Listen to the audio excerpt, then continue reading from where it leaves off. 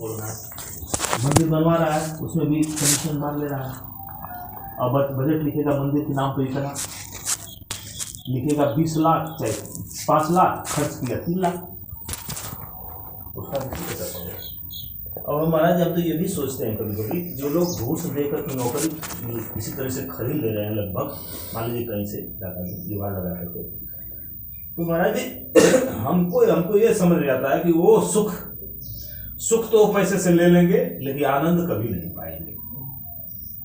घर बन जाएगा क्योंकि कमा रहे हैं, लेकिन उसमें वो बहुत मतलब शांतिपूर्ण ढंग से नहीं जी रह पाएंगे हम, क्योंकि वो गलत ढंग से नौकरी ली है। लेखपाले में नहीं हो पाएगा, नहीं वो आनंदित नहीं हो पाएंगे अंदर से। देखने में हमारे लगेगा कि घर बनवा लिए कमा रहे हैं, लेकिन हमको ये लगता है कि वो उनका जीवन अस्त व्यस्त अंदर से रहेगा निश्चित।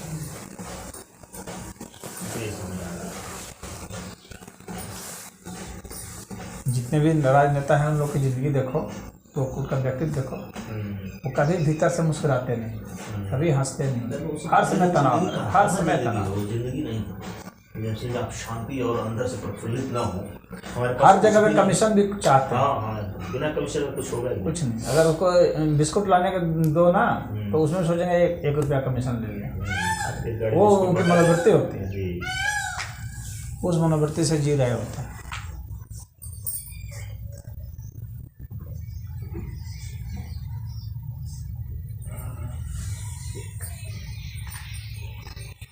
छल कपट जो है उनका वो नेचर हो जाता है साजिश, और उसको वो बुद्धिमानी समझते हैं। अपनी तरफ से सोचते हैं कि इसका मतलब मैं बहुत तेज हूँ। हमारे अपनी बुराई को भी वे कैसे अपने को मना लेते हैं, अच्छाई क्वालिटी, बुराई को क्वालिटी बनाते हैं। हाँ, अपने नकारात्मक चरित्र को जो है सकारात्मक बना लेते हैं। हमारे में ये क्वालिटी है। हाँ, ये क्वालिटी है कि मैं सबको धोखा देता हूँ, ये मेरी क्वालिटी है। मैं ज़्यादा बड़ा नेता हूँ क्योंकि मैं ज़्यादा धोखा दे सकता हूँ। हाँ, तो वो नहीं जानता कि मैं खुद धोखा दे रहा हूँ अपने को, ये उसको जीवन के अंत में पता चलता है। जी। हाँ, जीवन के अंत में, मरण काल में उसको पता लगता है कि ये जिंदगी में मैंने क्या पाया। ये जैसे चाणक्य था ना, चाणक्य जो इतना वो था, चाणक्य जब मरने के करीब पहुंचा तो चाणक्य ने इस चीज़ को लिखा कि मेरी पूरी जिंदगी एक साजिश की कहानी बनकर रह गई। वो साजिश ही करता था, उसी में बुद्धि लगाता था, उसी में बुद्धि लगाते थे। इस राज्य को ऐसे कर देना है, इस राज्य को ऐसे कर देना है, इस पर विजय ऐसे पाना है, बस पूरी जिंदगी एक साजिश की कहानी बनकर रह गई और कुछ नहीं। अच्छा। क्योंकि आदमी जब बैठेगा अकेला, जब अशोक ने उसको दरकिनार कर दिया कि अब आपके सलाह की कोई ज़रूरत नहीं है। हाँ, आपने मेरे बाबा को भी सलाह दे दिया। महाराज जी, चंद्रगुप्त का ना था वो मंत्री, चंद्रगुप्त का समय भी था ना, फिर चंद्रगुप्त जब चला गया तो फिर उस बिंदुसार में भी रहा, उसके बाद फिर अशोक में भी रहा, वो 3 पीढ़ियों तक न रहा। अच्छा। और क्या, 3 पीढ़ियों तक रहा और अंत में अशोक ने कह दिया कि आपके सलाह की मुझे अब कोई ज़रूरत नहीं है। तब जाकर के वो अकेला हुआ, और जब अकेला हुआ तब उसने सोचा कि मेरी ज़िंदगी कहाँ है, मुझे क्या होना चाहिए था और मैं क्या हो गया। उसको तो ऐसा होना चाहिए था कि सारे राज्य के लोग पूजे, लेकिन उसने किया, भारत के लिए बहुत कुछ किया।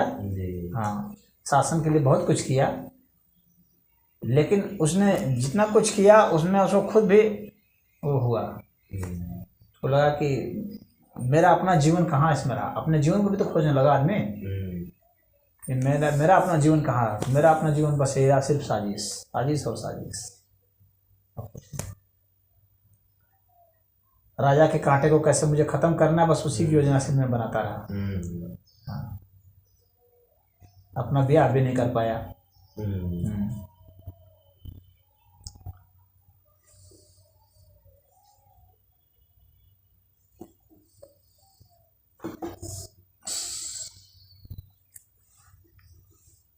तो लास्ट समय में आदमी सोचता है, बहुत लास्ट समय में सोचता है, जब उसको समाज दुत्कार देता है, इनकार करता है। बुढ़े लोग जिंदगी भर घर बच्चों के लिए कमाते हैं ना, जब खटिया में पड़ते हैं, तब उनको असली जब कमाने का लायक नहीं रह जाते किसी का लायक, तब वो सोचने लगते कि हमने क्या खोया और हमने क्या पाया।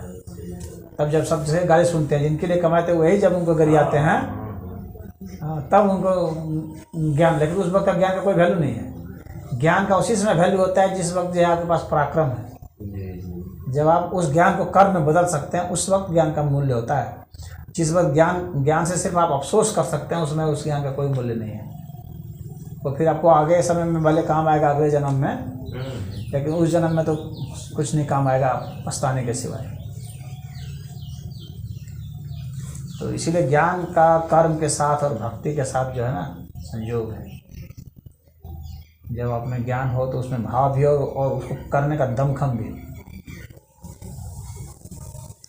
बुढ़ौती में तो बहुत लोग अध्यात्म करते हैं, उससे कुछ फल निकलता है? बूढ़े लोग कभी संत नहीं होते। क्या कि बहुत अरे बोले नहीं, क्योंकि बहुत कहीं अब राम राम करे 100 चूहे खाकर बिल्ली चले कोने में मनुष्य मित्र के चौथे पन में पुकार में जाए, चौथा पन में जालो संन्यास करा।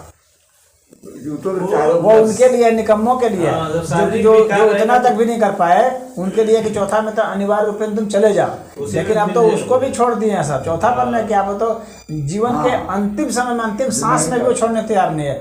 अंतिम सांस में भी सोचता है कि मैं क्या लिख दूं, अपने किस बच्चे का कहाँ सेटिंग कर दूं। हाँ, वो तो रहता ही है। तो अंतिम समय में वो, अंतिम सांस में वो ये कर रहा है। तो ऐसे आदमी दुख से जिया, दुख से मरा। उसका एक ही दास्त है, उसकी कहानी बस उतनी मरे। दुख से जीना, दुख से मरना। शरीर में विकार आ जाएगा तब साधना कहाँ कर पाएगा? उससे पहले कर लो। ये सब जो है पुरुषार्थ की चीज़ है, पराक्रम की चीज़ है। जब शरीर में सब कुछ है, आपको दमखम है, उस वक्त कीजिए तो वो फलदायी होगा। हालांकि जागृति कभी भी आ जाए तो ठीक है, हाँ, लेकिन बाद की जो जागृति होती है जिसमें आपका पुरुषार्थ चूक जाता है, उसमें अफसोस उत्पन्न करता है वो।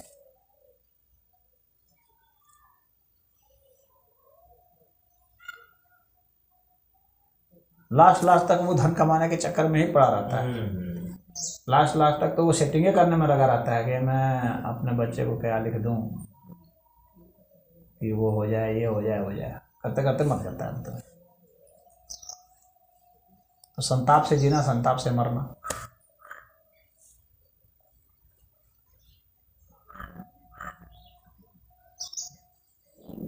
तो विश्लेषण तो हर आदमी करता है, जो भी बुद्धिमान आदमी है करता है। सबसे बढ़िया उदाहरण नादिर शाह का है।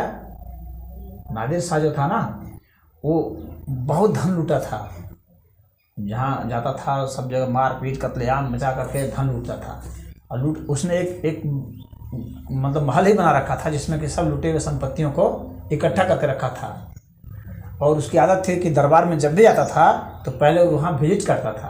अच्छा। हाँ, उस महल में जाता था, देखता था कि हाँ कितना मेरा माल बढ़ा है, कितना नहीं।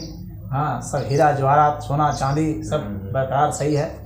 तो वो देख करके तब वहाँ दरबार लगाता था। करते करते करते करते करते करते वृद्ध हो गया। तो जो है वृद्ध हो गया तो वो पकड़ के जाने लगा। हाँ लाठी पकड़ के जाने लगा, कहता था।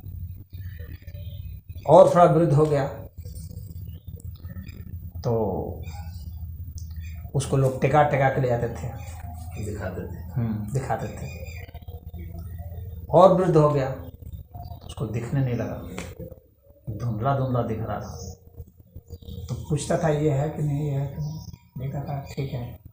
और वृद्ध हो गया, तब एकदम दिखना बंद हो गया, तब टटोल के देखता था। हाँ, तो और वृद्ध होने लगा तो हाथ उसमें कांपने लगे।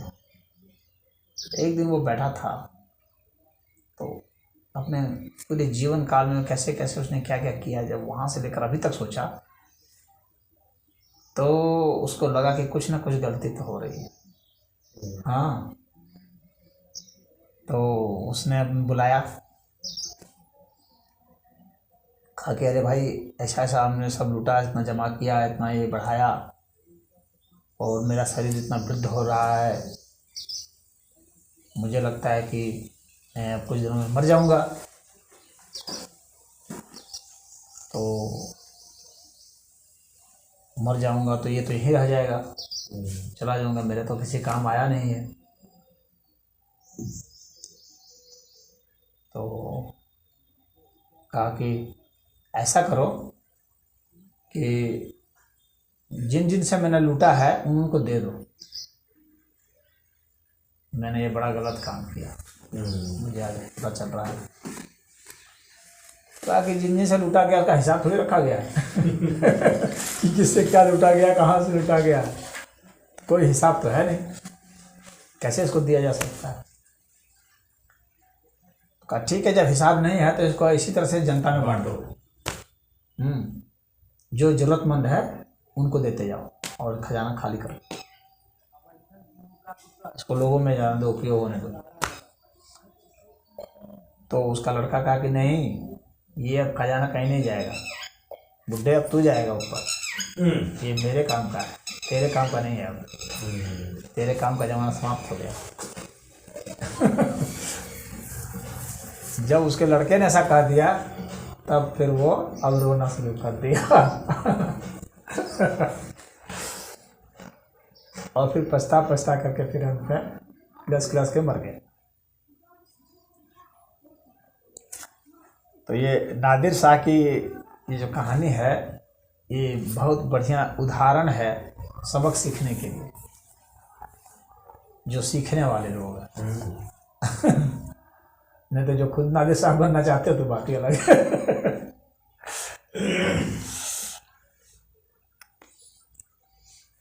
लास्ट समय में तो हर एक व्यक्ति चिंतन करता है, जो भी व्यक्ति जिसके पास बुद्धि दिमाग है वो चिंतन करता है, लेकिन उस वक्त चिंतन कर ले आदमी जिस वक्त उसके शरीर में दम कम है। अगर वही चीज़ जब वो जवानी में अगर वो ऐसा सोच लिया होता तो उसके लड़के में उस पर हिम्मत नहीं होती कि वो कहता कि नहीं, इसको नहीं बांटने देना। 1000 लड़के इकट्ठा होते, हाँ, खड़े रहते थे समय। हाँ, जब खुद उसके पास बल होता तो क्या मजा लेके कोई लड़का बोल देता, कहता इसको उठा के इसको फेंक दो बाहर। लेकिन जब निरी हो गया तब नादिर शाह क्या कर सकता है, रोने के सिवा सिर्फ अफसोस कर सकता है, रो सकता है, कुछ नहीं कर सकता। इसलिए जब दम खम है उसी समय कर लेना चाहिए। और बाप और बेटे में ना संघर्ष होता है, जान लेना बराबर। वो उसकी ताकत आंकता है, वो उसकी ताकत जब देखता है कि अब ये कमजोर हो चुका है तो उसको प्रहार कर देता है। वो सत्ता छोड़ना नहीं चाहता है, ये सत्ता लेना चाहता है। दोनों में संघर्ष होगा ना, अंत में ले लेगा या नहीं ले पाएगा, इतना उसको जलील कर देगा, इतना गाली गलौज करेगा, इतना मारपीट करेगा कि वो उससे बदतर हो जाएगा, उसकी ज़िंदगी को नरक बना देगा वो। तो ये चलता रहता है। तो बेहतर है कि जब छूट रहा है तो पहले ही छोड़ दो। बुद्धिमान वही है।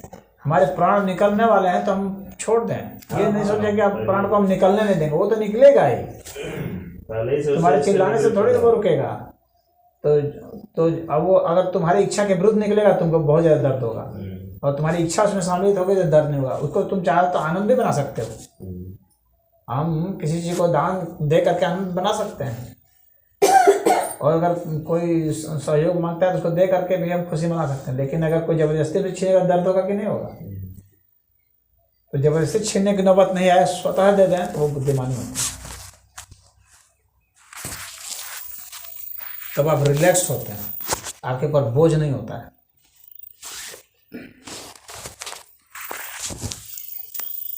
पकड़ के दांत से पड़ के कितना भी रखेंगे तो रहेगा नहीं ना, वो आपकी दांत टूट जाएगी, उम्र के साथ दांत टूट जाएगा, वो निकल जाएगा बाहर। तो इस चीज़ को समझ लेना चाहिए आदमी को।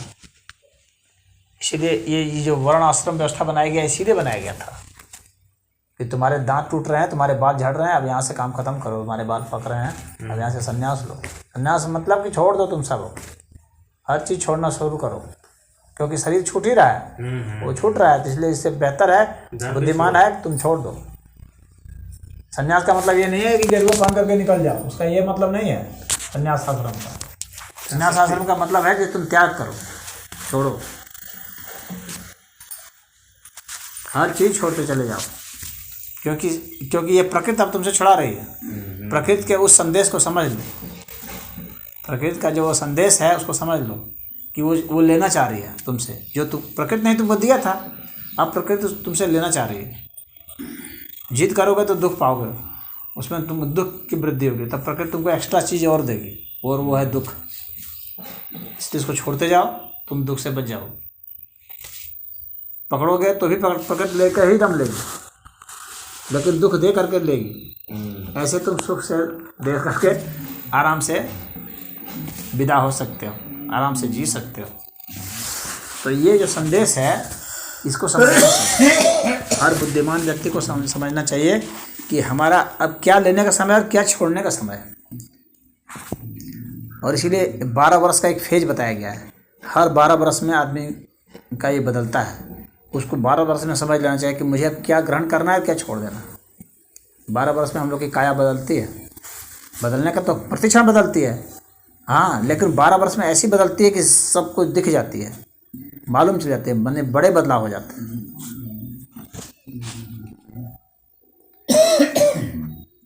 तो हर 12-12 वर्ष पर जो है चिंतन मनन करना चाहिए और उसके हिसाब से व्यवहार करना चाहिए। अगर हम सोचेंगे कि हम 90 वर्ष के भी हो गए हैं और हम 20 वर्ष वाला उद्यम करेंगे तो अंत में जलील ही होना है और कुछ नहीं होना है। तो हर चीज़ एक उम्र के हिसाब से ना स्वभाव होती है। कितने बेवकूफ़ है जो 80-90 वर्ष में भी जाके शादी के चक्कर में पड़ जाते हैं।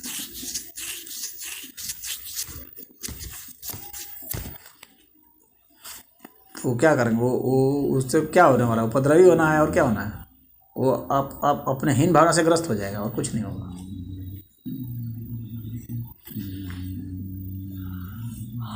उम्र तो प्रकृति का संदेश न है, ये उम्र है प्रकृति का संदेश है, काल का संदेश है। जब तुम्हारा ये समय है, तुम्हारा भी खेलने का समय तो खेल लो।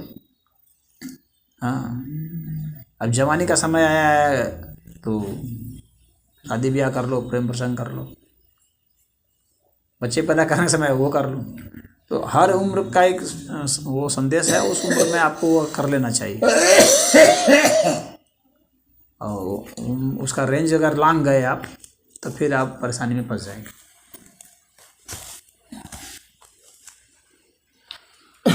उसी के साथ वर्णाश्रम व्यवस्था बनाई गई है ना, तो वर्णाश्रम व्यवस्था का मतलब यही है कि आप 25 वर्ष तक बच्चे को सिर्फ अध्ययन करना चाहिए, वो एक विद्यार्थी होना चाहिए।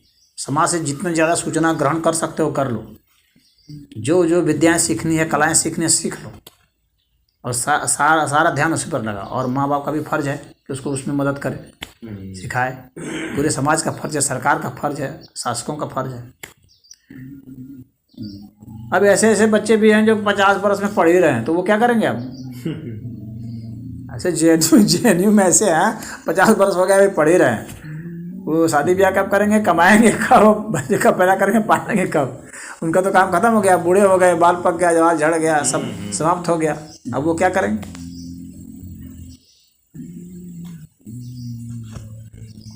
तो जो बताया गया है वो इसीलिए बताया गया, और वो ऐसा नहीं है कि तुक्के में खींच दिया गया। वो यहाँ उसका अध्ययन किया गया, मनुष्य के कालखंड का अध्ययन किया गया कि मनुष्य का कालखंड कितना होता है और उसके हिसाब से कितने समय में उसकी कौन सी ऊर्जा होती है, उस ऊर्जा के हिसाब से उसको वर्णाश्रम बनाया गया।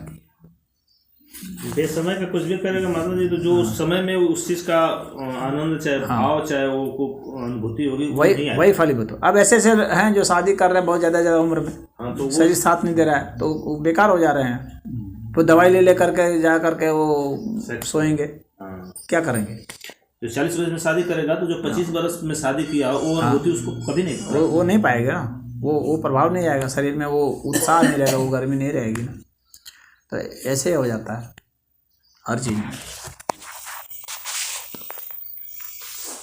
कितने हैं कि 7-8 वर्ष में कमा रहे हैं, ऐसे बच्चे हैं, और जिसकी मजबूरी है वो बात अलग है।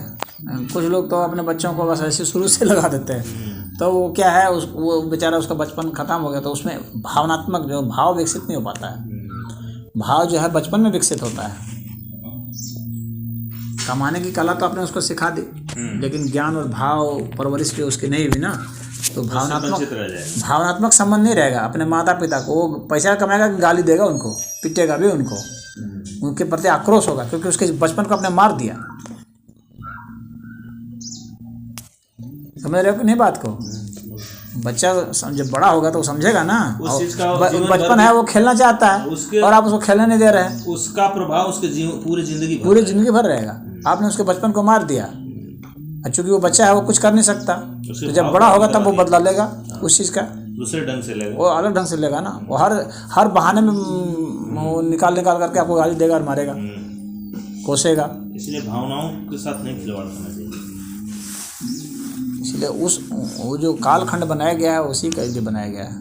फिर उसके बाद फिर अगला जो 25 वर्ष है तो उसमें आप वो अपना कीजिए, कमाने धमाने का, गृहस्थी साने की कीजिए। 50 वर्ष हो गया, फिर 50 वर्ष से लेकर के 75 वर्ष तक में जो है आप बीच के फेज में चले गए, जब आपको अपने बच्चों जो बड़े हो गए हैं उनको पूरा गाइडलाइन देना है, उसको सिखाना है, उसको पूरा करना है और उसमें उसको सहयोग भी करना है और उसके साथ साथ कुछ जिम्मेवारी देते हुए हटते भी रहना है। हाँ, ये उसको जिम्मेदारी देते जाइए। जो हम कर रहे थे अब तुम करना। हाँ, जो आप कर रहे थे कोशिश कीजिए कि उसको और एडवांस तरीके से वो करे। आप कुछ और नया करता है वो करे और दे हटिए। और जब 75 हो जाता है उसके बाद फिर जो है आप अपना पूरा विड्रॉ करना शुरू कीजिए, पूरा वापस आना शुरू कीजिए। जितना ज़्यादा जल्दी छोड़ सकते हैं हटिए वहाँ से। क्योंकि जब यह संसार से हटेंगे तभी परमात्मा में लीन हो पाएंगे, नहीं तो नहीं हो पाएंगे आप। जब इस संसार से हटेंगे, भौतिकता से हटेंगे, अपने घर के लोगों के मोह से हटेंगे तो ही परमात्मा में लीन होंगे, ऐसे थोड़ी लीन हो जाएंगे। क्योंकि जब तक कोई आपका अपना है तभी तक कोई पराया है। और आपको सबको अपना बनाना है। अपना बनाने का मतलब है कि जो हमारा अपना था उसको पहले छोड़ दीजिए, तब देखेंगे कि सब आपके अपने हो गए। जब तक आप उसको अपना बनाए ही रखेंगे तब तक दूसरे लोग पराए रहेंगे ही आपके लिए। इसीलिए कहा कि इनको मोह को छोड़ो, सबको, परिवार को छोड़ो। फिर वो परिवार वैसी तरह से हो गया जैसे सब परिवार है आपके लिए। तब आप समभाव से व्यवहार कर सकते हैं, तभी आप निष्पक्ष व्यवहार कर सकते हैं। नहीं तो आप अपने परिवार के ही पक्ष में बोलेंगे, वो गलती करेगा फिर भी उसका साथ देंगे। हाँ तो ऐसा हो जाएगा। तो इसीलिए त्याग की बात कहेगा। संन्यास आश्रम का मतलब यही होगा कि आप समभाव में चलते जाइए, मोह छोड़ दीजिए। आप जब मोह छूट जाएगा, परिवार जब छोड़ देंगे ना, तो आपसे लोभ भी छूट जाएगा। अब मोह लोभ के कारण जो क्रोध होता है वो भी अपने आप छूट जाएगा, जो अन्याय होता है वो छूट जाएगा। ये सब अपने आप छूटने लगते हैं। लेकिन आजकल के बुढ़े को छोड़ना नहीं चाह रहे हैं और जितना उसमें फंसते जा रहे हैं और बहुत भयानक रूप से, और अपना परिवार फैलाते जा रहे हैं, परिवार फैलाते जा रहे हैं। दुर्गति हो रही है ऐसे लोगों की ना। हम देख रहे हैं पुराने अरेजा की बढ़ोतरी में बहुत दुर्गति, महान दुर्गति प्राप्त होता है। पेंशन धारकों की भी दुर्गति हो रही है। हम एक मास्टर को देखने गए, वो सिर्फ एक मशीन है पैसा देने की, और क्या है। परसों गए थे, अनाथ मास्टर हो कल्पना सिंह मेदिनीपुर, सब तो जैसे बेटू की मेजुका होगा वहाँ डेरा को भाड़ा लगा लेकर में करना।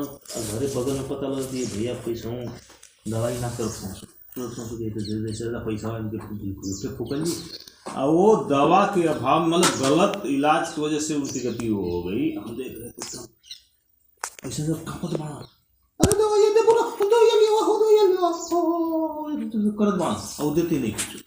हम टेंशन पावत बना ये बतावा इनका हालती उतना देंगे थोड़ा बहुत, जैसे कि मरने नहीं देंगे उसको, कोशिश करेंगे कि जितना दें।